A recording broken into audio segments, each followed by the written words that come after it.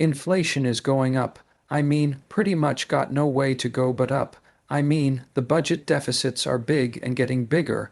The Fed is cutting rates and doing quantitative easing, so that's a toxic combination. I mean, that's how we got into this mess. So, inflation is going to rear its head in a big way. I think that by the final year of the Trump term, inflation will probably be higher than it was in the first year of the Biden term. You know, Biden set the high mark now at 9.1, but you know, almost all that inflation was the result of policies that happened under the Trump administration, not under the Biden. Biden, you know, is maybe as responsible for inflation in 2022 or 2023, 2024. And some of the inflation we've had under Trump, but now pretty much a lot of Trump's policies are starting to kick in. And the Fed, of course, you know, the Fed is the primary bad actor in all of this. And you know the reason that inflation started to come down under Biden was the Fed was hiking rates, and you know it was doing quantitative tightening, so money supply shrunk somewhat, but kept expanding. That was a big problem, but they were pushing back a little bit, but now they've got the monetary spigots open again. We're doing rate cuts, we're doing QE. So you're going to start to see, you know, some big impacts on inflation, you know, certainly by the second half of 2026, from what the Fed is doing now, probably the first half from, you know, what's already been done. The only bright spot, I guess, in the inflation landscape is oil prices, and oil prices are low. I'm not disputing it, although they're not as low. Trump said $1.99 a gallon. I mean, I don't know anyone buying it at $1.99. Music, but yeah, I mean, I'm looking at a barrel of oil now. It's $1.56 a barrel. That's cheap. And in fact, when you compare it to $4.3 gold, it's never been that cheap outside of a couple of weeks during CO. So you're talking about really, really cheap oil. But that's just one price, right? There are plenty of other prices that have gone way up. And so, on average, prices are going up. And in fact, not only did Donald Trump say that prices were going down, he said they were going substantially down. I mean, what's substantially? Because even if prices were going down 1 or 2%, I mean, that's not substantial.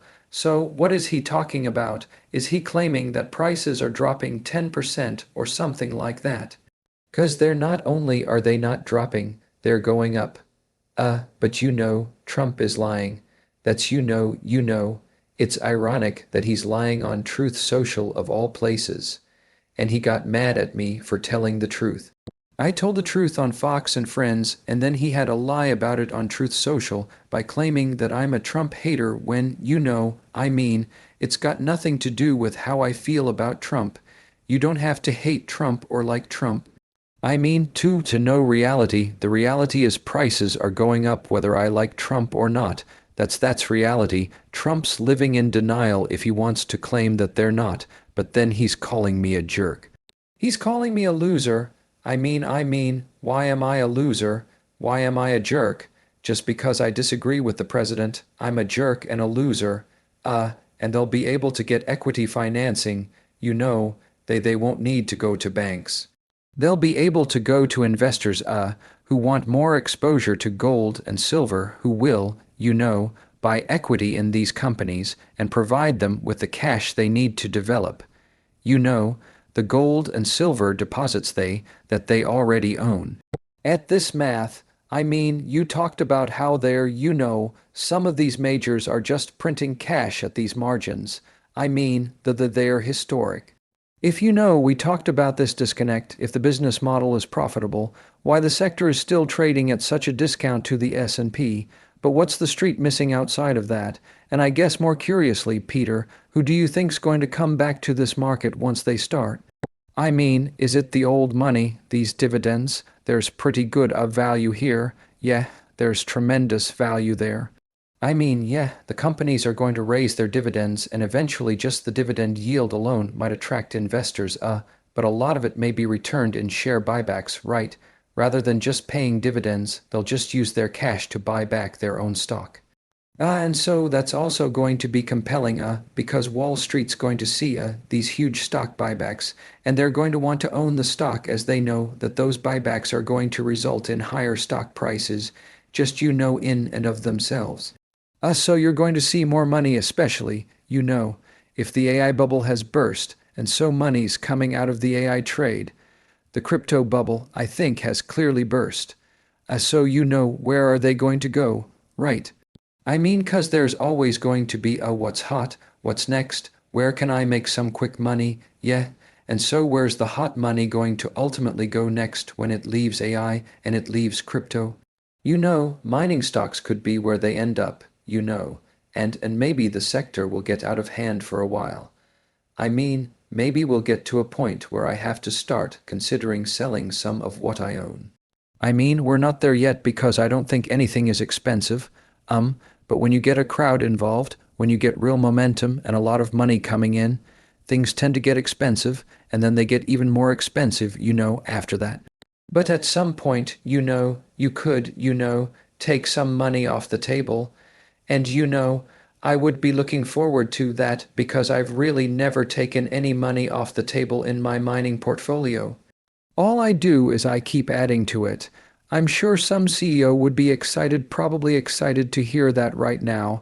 I mean, listen, if you had to pick one asset class to outperform in 2026, would it be physical silver or junior miners? Well, yeah, I mean, maybe the junior miners 'cause FIs, because they have a lot where they could go, especially junior silver miners, right. I guess those guys could really go. I also think the emerging markets could make a big move, but I don't know if they'll move as much as junior mining companies, but yeah, I think those stocks could have a much bigger year next year. Triple, quadruple, I mean, almost like Bitcoinish type returns back from the early days of Bitcoin when laughter Bitcoin was still going up, not now when it's just grinding lower. And by the way, Bitcoin is grinding lower until it crashes because that's what I think we're setting ourselves up for, is a big crash in Bitcoin. And maybe even led lower by strategy stock, that may be, the catalyst that brings down the entire, ecosystem. I mean, and it would be, fair, I guess, because it was us strategy buying that really powered the whole thing. I mean straight dollar 50 billion buying Bitcoin. Look, if we're being honest with ourselves, inflation was never going to come down and stay down. It had one direction to go, and that was higher because the political class and the Federal Reserve refused to stop doing the exact music things that cause inflation in the first place.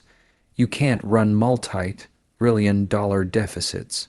You can't monetize those deficits. You can't simultaneously slash interest rates and fire up quantitative easing and somehow expect consumer prices to fall. You can't put gasoline on a fire and then congratulate yourself when the flames get smaller for 5 minutes. But that's the political theater we're living in, and now with the new administration coming in, people need to understand something. The inflation that's going to show up during the final years of this term music is going to make 2021 look like the warm-up act.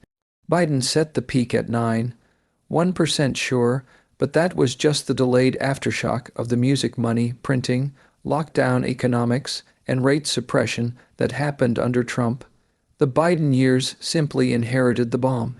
Now Trump is inheriting the fallout of what he originally set in motion, and I know the Trump fans get mad when I point this out. In fact, he went on Truth Social, of all places music, to call me a loser and a jerk. Ironically, he calls me a liar on a website named Truth, which if you think about it, is something George Carlin would have had a field day with. I wasn't attacking Trump, I was attacking math. Inflation is rising not because Peter Schiff likes it or hates it, but because that's what happens when you dilute the currency and blow out federally financed consumption. I didn't accuse Trump of raising his kids incorrectly. I pointed out that if prices are going up, they're not going down, but apparently acknowledging arithmetic is now an act of political aggression, so here we are, the president calls me names, Twitter goes wild. Memes get made, but the numbers stay the same, the inflationary wave is real, it's building, and we're all going to ride it, whether we want to or not. And this brings me to gold and silver, because the one thing the inflation wave will do aside from crush the middle class is force people who have been asleep for the last decade to wake up. We're already seeing it.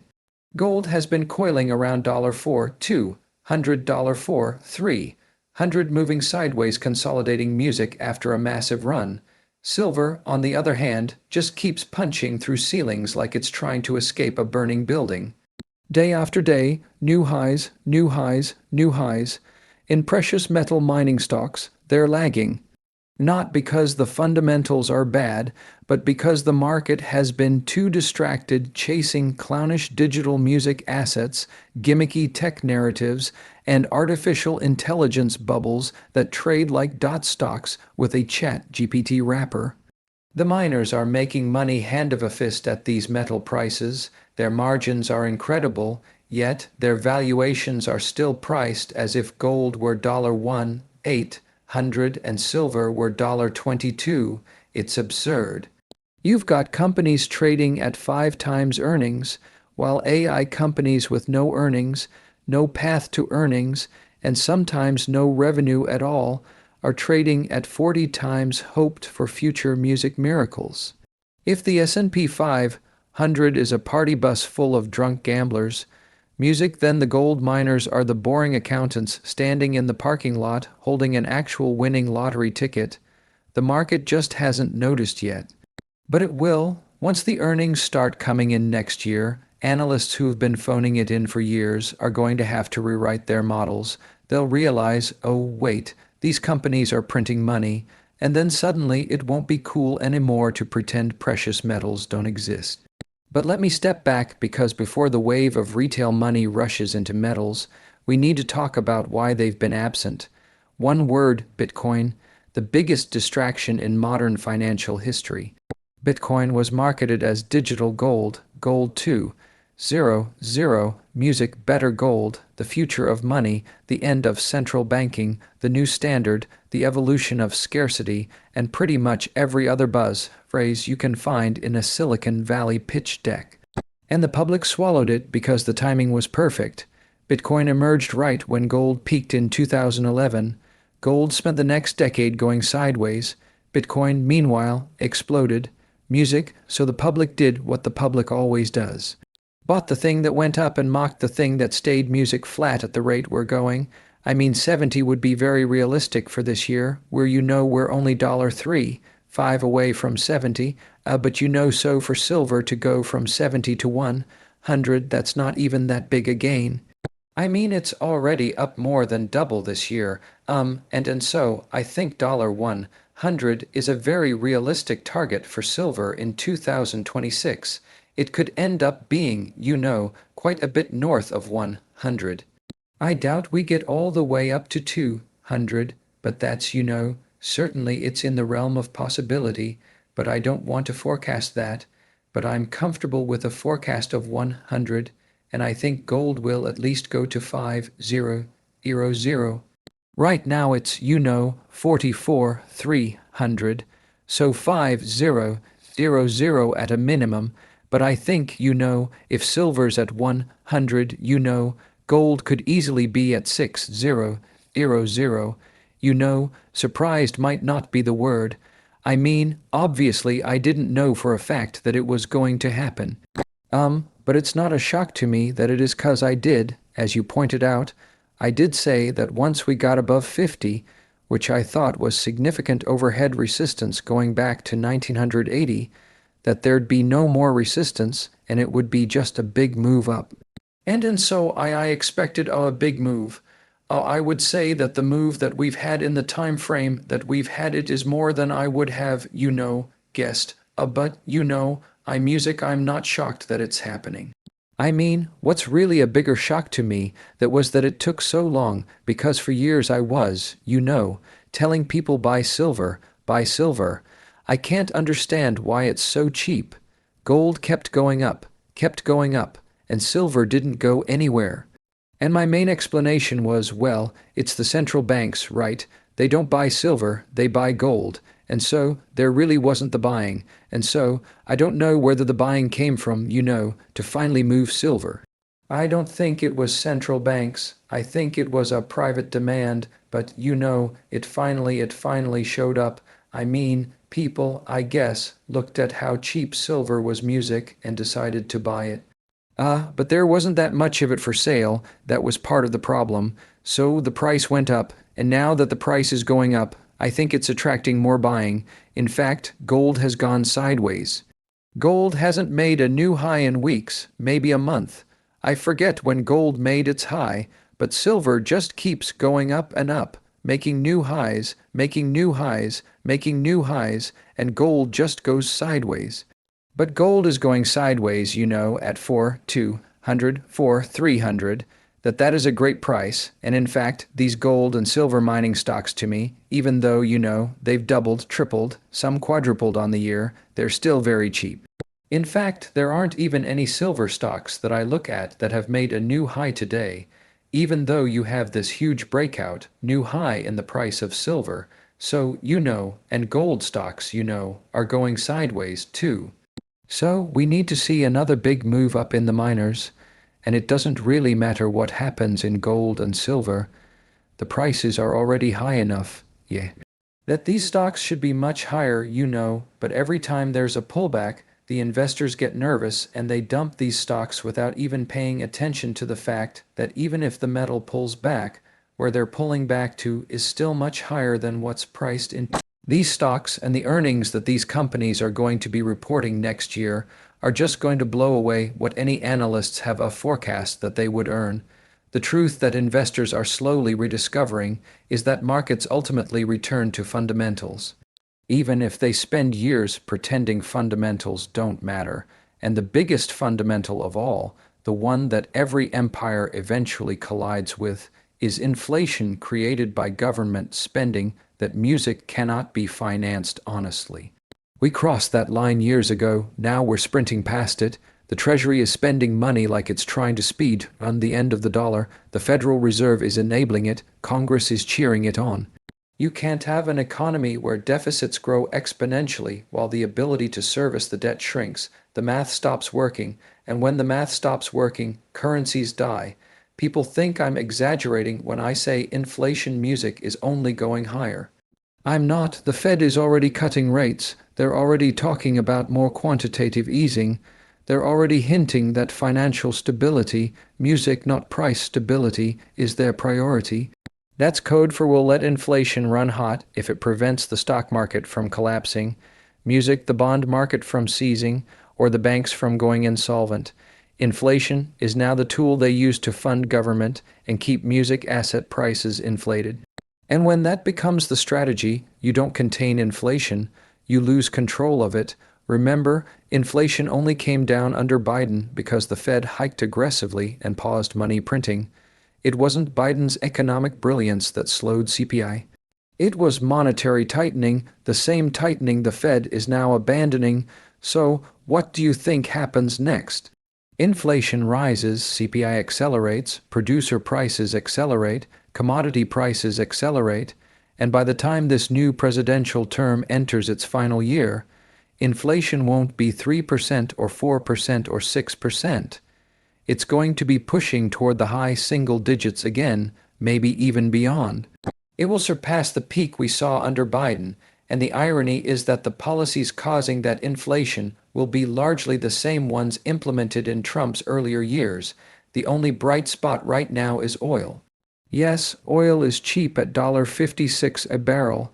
Yes, it's historically cheap relative to gold, but that's not a multi-year anchor. It's a temporary anomaly. And when the dollar weakens, when geopolitical tensions intensify, when Middle Eastern supply risks return, and when global demand rises, oil isn't going to stay cheap. It's going to move up sharply. And when energy costs rise at the same time the Fed is cutting rates, that's the recipe for stagflation, not the mild stagflation of the 1970s, Music, the aggressive, irreversible kind where inflation grows faster than the government can pretend to measure it. This brings us right back to the opportunity in metals and mining stocks, because once inflation breaks through the narrative containment wall, capital will panic. It always does. Investors have short memories, but music, they still instinctively remember what their grandparents told them. When currencies debase, you buy gold and silver. The difference this time is that there's another dynamic at play, a dynamic nobody saw coming, the collapse of the crypto distraction. For a decade, Bitcoin absorbed all the speculation that would normally flow into precious metals. Every dollar that didn't go into gold or silver went into Bitcoin or Ethereum or some dog-themed coin promoted by TikTok finance gurus with ring lights and rented Lamborghinis. But now Bitcoin is bleeding against gold. It's bleeding even more against silver, and worse, it has a structural risk that gold does not. It is dependent on one company and one man, Michael Saylor. MicroStrategy has become the largest leveraged Bitcoin speculation in human history. If the stock cracks, if the debt cracks, music, if the collateral cracks, the Bitcoin market cracks with it. It's the same dynamic we saw in 2022 with FTX, except this time it's bigger. Music, so imagine this. AI stocks rolling over, tech multiples contracting, crypto imploding, inflation rising, and the dollar weakening. Investors are going to look around and ask, where is the value? Where is the safety? Where is the real asset that isn't someone else's liability? And eventually, all roads lead to precious metals, but here's the twist. Music, they won't just buy bullion. They will chase mining stocks because mining stocks offer what bubble chasers crave, leverage. The miners don't just move with the metals, they amplify the move. $1 increase in gold price can add hundreds of millions of dollars to a mining company's cash flows. $5 increase in silver can turn a marginal project into a money-printing machine. That's why I keep telling viewers the real bull market hasn't even begun. When the crowd comes in, mining stocks won't just go up, they'll go parabolic. I've seen this movie before. In 1979, the miners didn't just rise. They exploded. The public rushed in, Wall Street rushed in, hedge funds rushed in, and valuations detached from reality. We're not there yet, not even close, but the seeds are being planted right now. We see the early smart money accumulating. We see the institutional whispers. We see private placements that were impossible to close now getting oversubscribed. We see funds that mocked gold in 2021 now quietly accumulating bullion behind the scenes. The tide is turning. And what about silver? If there's one asset that has the potential to outperform everything else in 2026, including gold, including miners, including emerging markets, it's silver. Why? Because silver is the perfect storm of bullish catalysts. It has monetary demand, it has industrial demand, it has technological demand, it has military demand, it has supply constraints, it has geological scarcity. It has mining underinvestment, it has structural deficits, and it has a psychological component. Once silver starts running, people chase it with the emotional intensity of a meme stock, and I'll repeat what I've said before. I expect silver to hit $100 in 2026, not as an extreme forecast, but as a conservative one. We're already above $65. We're only a few dollars away from $70. Getting to $100 isn't a heroic prediction. It's a rounding error when silver enters a true bull market, and if gold is rising to $5,000 or $6,000 at the same time, then silver at $100 isn't just likely. Music, it's almost unavoidable. The real question is whether it stops at $100 or blows through it. But silver itself isn't even the biggest opportunity. The biggest gains will come from junior silver miners. These are the companies with small market caps, large potential deposits, and leverage sensitivity to price. When silver goes from $30 to $40, they barely move. When it goes from $40 to $60, they start jumping. But when it moves from $60 to $100, that's when they behave like early-stage Bitcoin, doubling, tripling, quadrupling in months. We've already seen some juniors double this year. Music that's nothing, that's the warm-up. The real mania begins when the general public discovers silver again. Stay informed about the latest developments shaping the precious metals markets with regular updates from the Finance Daily team. Not only that, but as a subscriber, you'll also receive timely silver and gold price notifications and early access to groundbreaking news unavailable to the general public. Join our free gold and silver newsletter today.